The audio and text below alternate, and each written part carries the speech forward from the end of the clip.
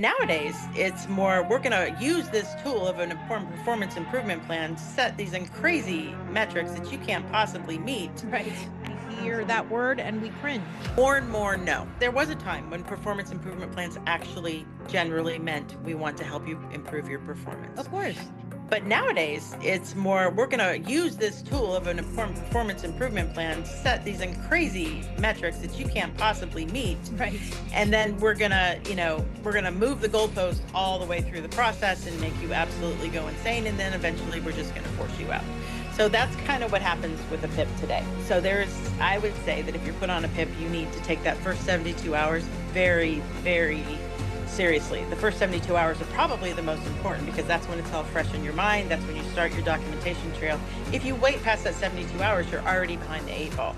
Well, what you can do when you reply to a PIP, and this is probably the most important thing, is that they'll push you to sign that PIP right away. So you can sign that PIP that day. But what you want to put when you sign that PIP is, I acknowledge receipt of this PIP, not the contents thereof. Oh, okay.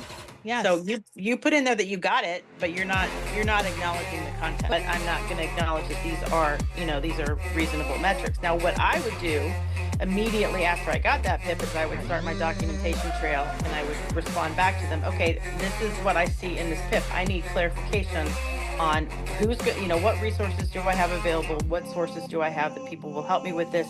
And I need very clear specifics on what the metrics are to meet the goals of this PIP. Because oftentimes the PIPs will just give you very vague information and there's no way to meet it. So it's more about documenting everything that happens, everything that moves. And in some states, it's very important to know this, that you can record one-way conversations. So it depends on the state that you are in, but you can technically record in those states, and South Carolina being one of those states, where you can have a one-way conversation. So you can record them without them knowing that you're being recorded. Because the minute you go into anything that has to do with HR, you can bet that they're documenting and recording everything that you're doing.